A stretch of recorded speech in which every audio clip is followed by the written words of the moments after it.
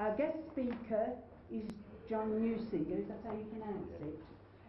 On the First World War, it was on the back of the agenda about him, and to be honest, for my sins, I've never heard of you.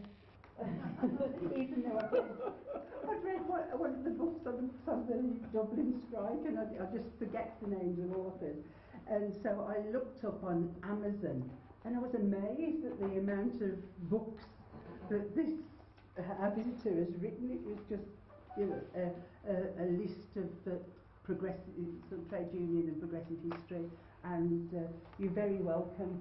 Okay. I mean, my granddad, when the war broke out, changed our family name from Newsinger, which is a German name, to Newsinger. You know, his dad was a German immigrant into Britain. There was a little community around the back of Oxford Street in London called Little Germany. And these were all immigrants from Germany who come here because the wages were higher in Britain. They worked. My granddad was a barman. There were barbers, barmen, clerical workers. You know, a whole number of Germans come to Britain. In fact, his dad deserted his wife and then married an English bloke. So my granddad didn't know a word of German, but they still had the name Newsinger, and he changed it to Newsinger. He was, I'm sure people know, in good company because the royal family also changed their name from Saxe-Coburg-Gotha. Very cunningly, they changed their name to Windsor.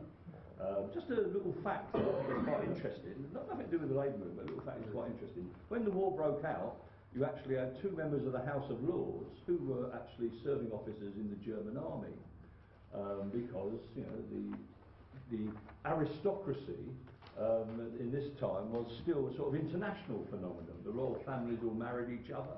So the Kaiser, as I'm sure people know, I think was Queen Victoria's nephew. But you actually had German noblemen who were also members of the House of Lords, and these blokes were serving in the German army when the war broke out, and they remained members of the British House of Lords right the way through the war, and they were only stripped of their titles at the end of the war. These are quite interesting little details. Now, more to the point, that we're looking at. When the war broke out, as I'm sure people know, you had a massive trade union organising drive underway in Britain. There were, more strikes took place between 1910 and 1914 than any time previously. Quite often these were massive strikes. Quite often they were unofficial strikes. There were important victories. There were also important defeats. But nevertheless, the trend was forward. The trade unions were getting stronger. Trade union membership was increasing. And in the 6 months before the war broke out, you had something like 500,000 workers go on strike in Britain. And quite often these were aggressive strikes to improve wages, improve conditions, and to establish the closed shop. When the war actually breaks out, you have a situation where London building workers have been locked out by their employers for a number of months because they were attempting, there was a rank and file attempt, which wasn't actually supported by the official union, by the union officials rather, but there was a rank and file attempt to bring in closed shops, a closed shop on the building sites in London, and the employers had locked them out and were threatening a national lockout when the war broke out. That strike, that lockout and strike comes to an end once the war breaks out. When the war broke out, you actually had the workers at the Woolwich Arsenal, big munitions factory, were on strike. I think it's related to the building workers lockout because they'd all walked out when non-union labour had been used to lay a concrete floor. They'd all walked out, And you had a massive number of strikes taking place in the 6 months before the war broke out, and the government was seriously worried that this was going to build up into some sort of general strike, that the demand for union recognition for the closed shop, for increased wages, this was going to lead to some sort of general strike. The war breaks out, and in the second 6 months of 1914, the number of workers who go on strike is something like 25,000. From 500,000 to 25,000. Strikes come to an end. You have a situation, for example, where by I think it's the start of 1915, 1 in 5 coal miners had volunteered to fight in the war. And this is a group of militant workers. 1 in 5 coal miners had actually volunteered. You had very large numbers of engineering workers. you know, as a proportion of engineering workers, I think it's something like 19% of engineering workers had volunteered to fight in the war in a very, very short period. There's absolutely no doubt that there was, I wouldn't say, I think the idea there was enthusiasm has been exaggerated. But nevertheless, you did have large numbers of young working class blokes enlist voluntarily in the army in the first months and year of the war. You know, large numbers of blokes volunteered to fight. And those people on in the labour movement who were committed to opposing war, and yeah, this is the official position, the leader of the Labour Party, a certain Ramsay MacDonald, although you know, his name becomes quite ignominious later on when he defects to the Tories in 1931. Ramsay MacDonald is completely opposed to the war. Philip Snowden, another leading Labour bloke who also defects to the Tories in 1931. Philip Snowden is completely opposed to the war, and of course Keir Hardie is still alive. Some people argue that it was the war that broke his heart and led to his premature death. These people are committed to opposing the war. They find themselves increasingly marginalised. Now, it has to be said that by and large the opposition to the war was based on a sort of pacifist grounds. You know, the war was wrong because it's going to involve a lot of killing rather than involving any real analysis of why the war had taken place. You know, there wasn't that much criticism of the war from what I would call an anti-imperialist point of view. You know, that in fact, while people thought they were going to defend Britain, I would argue that in practice, you know, as far as the people who run the country were concerned, they were going to defend the British Empire, and they had great expectations that a victorious war would mean the British Empire would be bigger at the end of the war than it was at the beginning. You know, and at the end of the war, Lloyd George actually boasts that it had been a good war. You know, forget the dead. We have got Mesopotamia with its oil.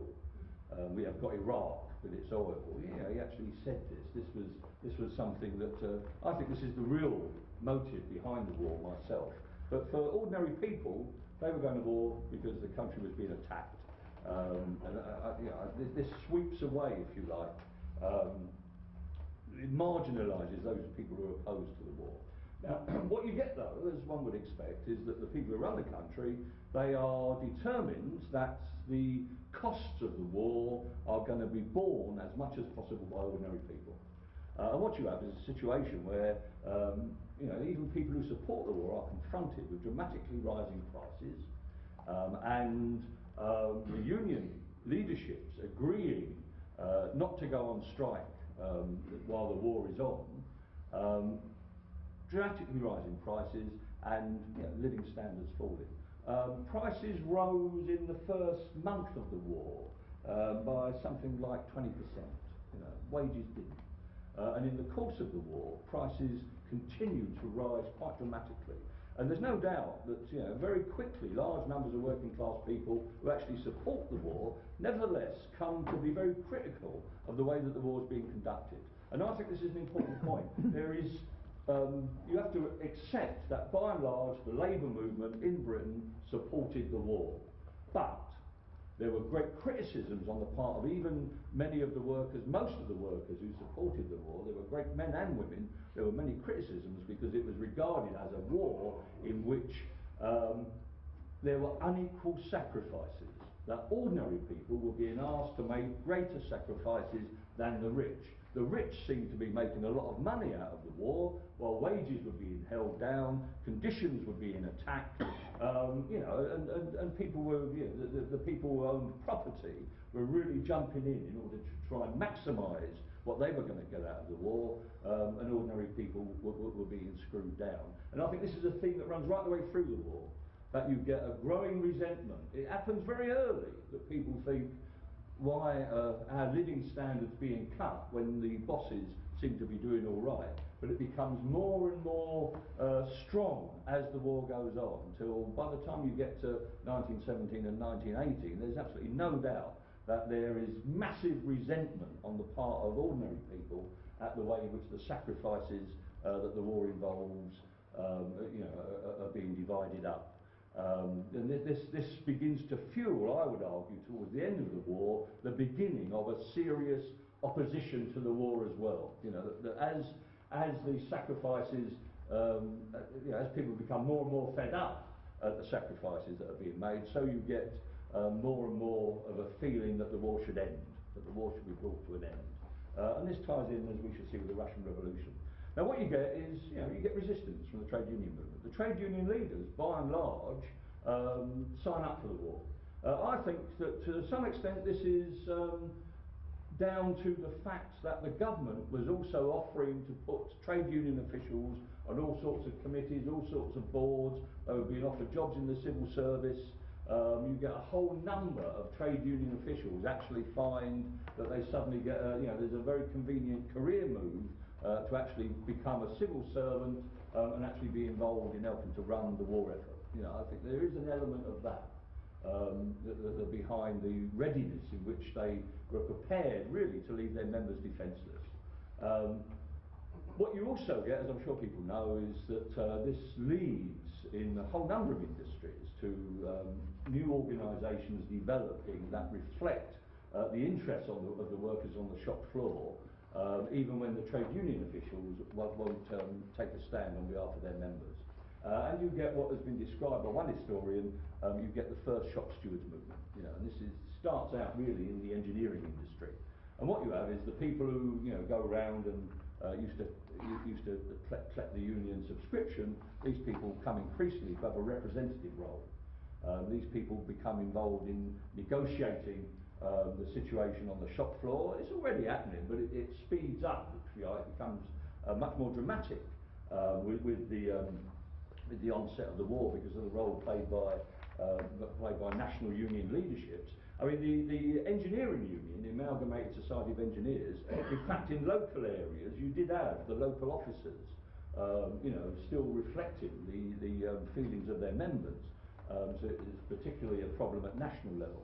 But you get the development of a shop stewards movement, and you get the development of all sorts of combine committees. You get different factories sending delegates to committees representing, you know, a whole area, a whole geographic area, and over a period of time, these organisations of shop stewards, especially, you know, mainly in the engineering, these organisations increasingly come into conflict with the government.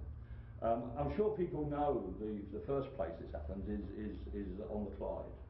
You get the development of a revolt on the Clyde, which is the title of what's his name, Willie Gallagher's memoirs, who's one of the leaders of this movement. You get a revolt on the Clyde where Clydeside engineers demand pay rises, even though the union leadership has agreed to a no strike agreement and are prepared to take strike action to get more money.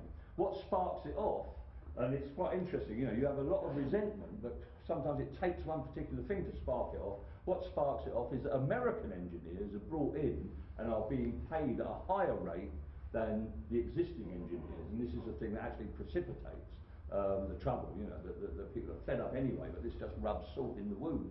And you get strike action taking place. The strike action is successful. This is seen in other centres. Although a lot of people would argue today that the role of the Clyde is exaggerated in terms of its influence on the national picture, nevertheless, there's no doubt, I think, that what happens on the Clyde you know, shows a way forward to people in all sorts of other sectors. Now, as a historian, you know, it's shameful really that we know, for example, that there was a strong rank and file trade union movement in Barrow. No one's written a history of it. You know, that there are a whole number of places where you had significant developments. You know, the Woolwich Arsenal remained a continued thorn in the side of the government. No one's written a history of the trade union movement in the Woolwich Arsenal, you know, which is something that really needs to be done. But what you get is, you know, a shift, I suppose, to the city where most attention has been focused quite correctly, because this becomes the centre of the shop stewards movement in the engineering industry, and this is Sheffield. And you have one particular bloke who becomes, I suppose, the sort of the thinker behind this is a bloke called Jack Murphy. I don't know if people come across Jack Murphy. A number of these blokes are later on founder members of the Communist Party, and Jack Murphy is one of them. and for a good many years is a leading member of the British Communist Party. They developed the idea of rank and file control of the union. They're prepared to take on the employers, they're prepared to take on the government. One problem they have is that they represent skilled men. And part of what they are involved in doing for their members is to protect the privileges of skilled men. As someone who worked in the engineering industry and who was semi-skilled, I don't want to tread on anyone's toes here, but skilled men can really get on your bloody nerves. You know, not always. I worked in places where they stood up for everyone, and I worked in places where they stood up for themselves and sod everyone else. So it varies. But nevertheless, they were in a very difficult position because, you know, how were they going to relate their movement and the interests they were defending to the large, growing number of unskilled and semi-skilled, including large numbers of women workers who were coming into the munitions industry? And the danger was, of course, that this shop stewards movement, even though it was a radical movement, it was in danger of being seen as just defending a privileged group and actually being opposed to other workers who hadn't served their time. You know, this was the problem that they tried to negotiate. And I think a good case can be made that for much of the war they're not very successful in negotiating it. The trade union movement, like I said, a load of people volunteered, but the trade union movement was completely opposed to conscription. When conscription is introduced, what you have is the skilled workers insist that they not be conscripted. Doesn't apply to them, they're exempt because they're skilled. And as you can imagine, this is something that is very popular with skilled workers, but is not that popular with unskilled or semi-skilled workers. You know, you get, for example, people in the workers' union, what would now be the General Municipal. These people are very resentful of the claims made by skilled workers. And I think it's not really till the end of 1917, 1918, when the focus becomes much more on the cost of living, that you get, you know, a success in pulling these different strands together. But they, you know, they put up a really good fight. I mean, in Glasgow, you have Lloyd George actually visits Glasgow one Christmas, and they agree not to talk to him. The shop stewards ain't going to talk to him. One of them breaks ranks, a bloke called Robert Kirkwood. He later on becomes an MP, but he breaks ranks. But to his credit, he introduces Lloyd George to a meeting of shop stewards as the enemy of the people. He says, your name is associated with slavery, as far as we're concerned, you know, because they tied workers to the job, you couldn't leave a job without the employer's permission, all this sort of stuff. And he actually said to him, everything you say to us will be taken down and later used against you. You know, and I think that's a pretty good introduction for a senior government minister. But in the end, they force him to meet the shop stewards generally. And you know, poor old Lloyd George and the leader of the Labour Party, Arthur Henderson, who was there with him, they have subjected to singing of the red flag and all this sort of thing, you know, and Lloyd George, you know, things like this. And what you get is, of course, they're all subsequently arrested, and they don't jail them. They're too clever to jail them. They deport them. They're told they can't return to Glasgow, and they deport them. That's clever because it prevents a flare-up. But what it does is it sends troublemakers to a whole number of other areas of the country. One of them arrives at an engineering works where all the workers are all out on strike because they're not prepared to work with someone who's against the war. So they're picketing the factory, and he turns up and joins the picket. He says, well, I've never crossed a picket. You know, I've never crossed a picket. And within a very short time, they elected him as their works convener, because he definitely seemed to be the best bloke who was going to protect their interests. You know, he turned it around. But like I say, there were problems. You had a situation where in South Wales, you know, the miners, 200,000 miners, went on, took strike action for more pay. The strike was illegal. You know, the strike was illegal, but the government faced the prospect of prosecuting 200,000 miners, and the government gave in. You know, the government actually gave in. And you have this situation where even though, on the one hand, you know, their wages are falling behind prices, and you know, falling quite dramatically behind prices, people are working ever so long hours in terms of overtime and all this sort of thing. The working conditions are deteriorating, but there are all sorts of attacks taking place on conditions of work, At the same time, you have the situation that they needed people to carry on working because of the war effort, and this actually allowed the unions to make grounds. And you can't help feeling that if the union leaders hadn't solved the past right at the very beginning, at the very best, or not the very best, the very worst, they could have negotiated much better deals. And I'm not saying oppose the war, but they could have negotiated much better deals if they hadn't already solved the past. But what you get is a situation, where the cost of living crisis gets more and more dramatic. One of the first events, I suppose, that brings it to the fore that doesn't involve strike action is the question of rents. The Birmingham Trades and Labour Council, as it was then, campaigned on the issue of rents during the First World War. And you get a campaign about the rising rent situation in a whole number of areas, especially in those places where people came in to work in the munitions factories.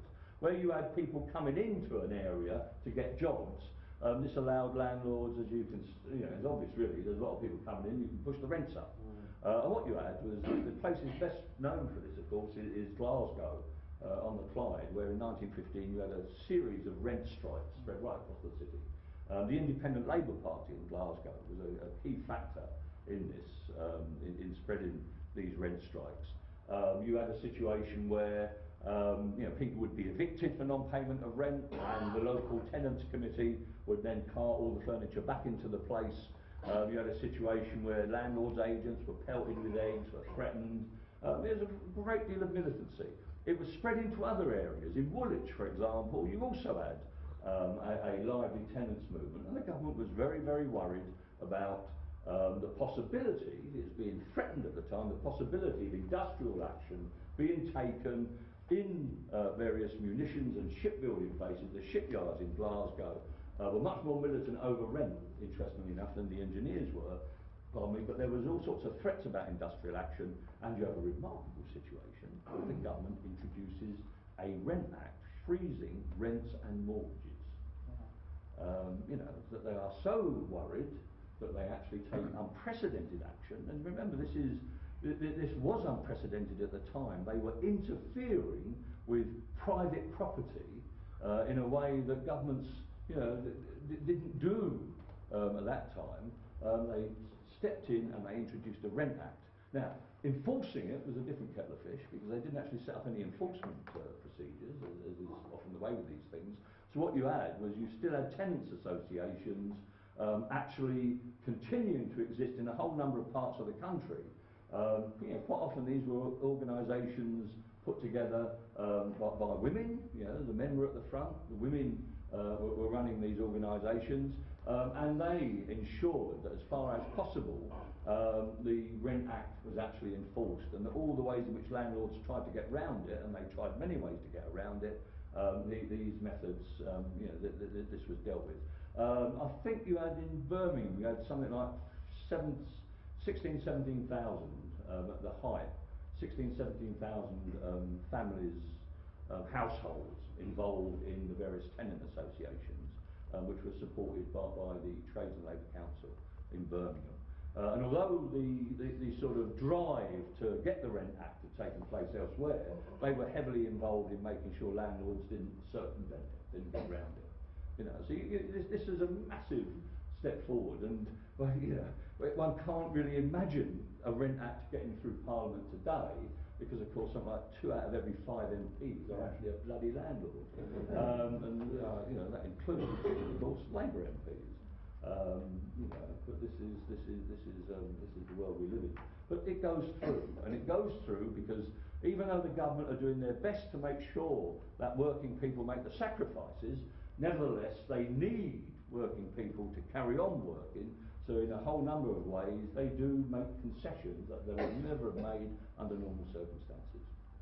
Now, there are people opposing the war. Like I say, Ramsay MacDonald was opposed to the war. He campaigned against the war. In Glasgow, you had John Maclean very famously opposing the war from a revolutionary standpoint, absolutely uncompromising revolutionary standpoint. Maclean was also very heavily involved in the rent campaign.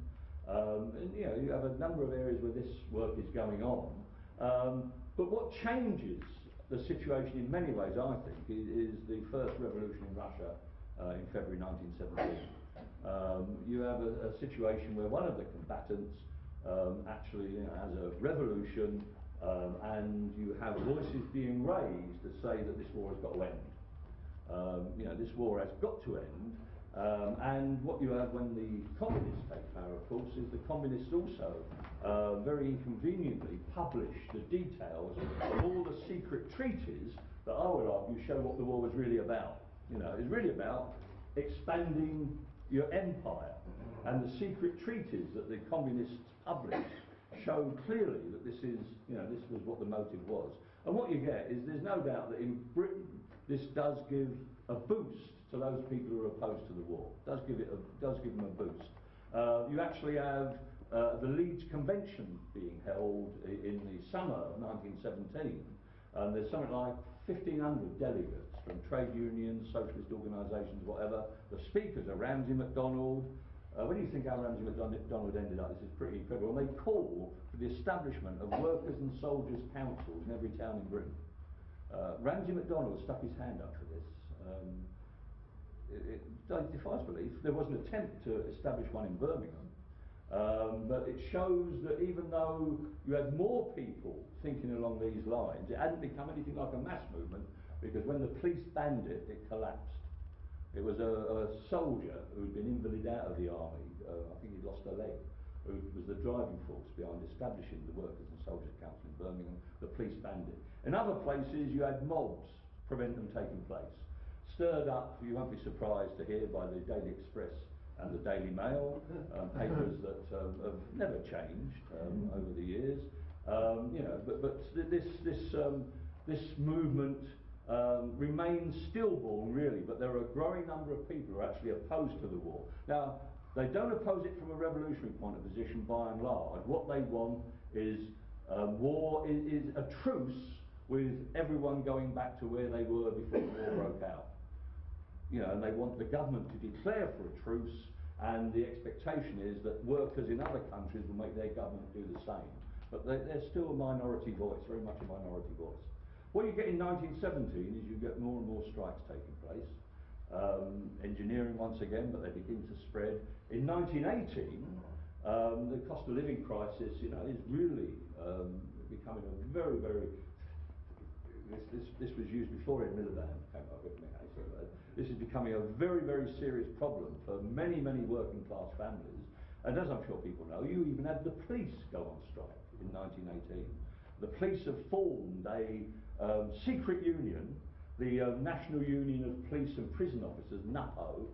It's a secret organisation, and when one of their officials is sacked, the police in London walk out on strike demanding a pay rise and union recognition. And Lloyd George, who is one of the most cunning politicians in British history, says, pay rise, lads, he can have his job back, and after the war we'll look at union recognition. The silly sods, of course, didn't press him on the point then when they had him by the short and curlies.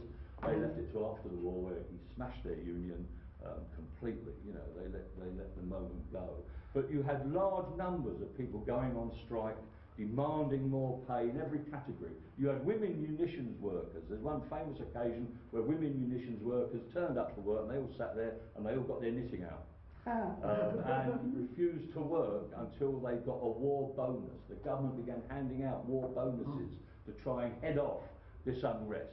And you actually had serious discussions at governmental level about whether there was going to be a revolution in Britain, just like there had been in Russia, and just like there was threatening in other countries. This was a serious fear.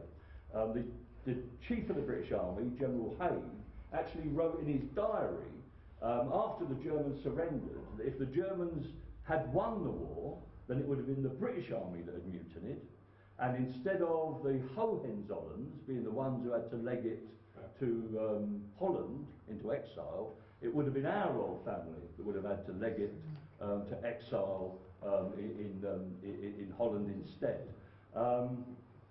In many ways, one historian actually said that the war was like a train on the way to revolution, that it put such a strain on the countries involved, it caused so much unrest that all these countries were on a track to revolution. The war ended when Britain was a few stops short You know, and I think that's certainly the way the people running the country felt. What you get, and I'll end with this, promise, what you get is the actual trade union movement comes out of the war much, much stronger in terms of organisation, in terms of membership than when it went in. But you know, the organisation has grown, people have turned to the trade unions to protect them. And what you have in the period after the war is the government acknowledges this, but you know, the people running the country, the ruling class, are absolutely determined that they are going to deal with this problem. The trade unions are going to be rolled back, and you know, they accomplished this, as I'm sure people know, by 1926. You know, they accomplished it by 1926. But you know, you do get not opposition to the war, but you get a determination on the part of millions of ordinary people that they are not going to be the ones who make the sacrifices while the rich get richer and richer. Thank you very much.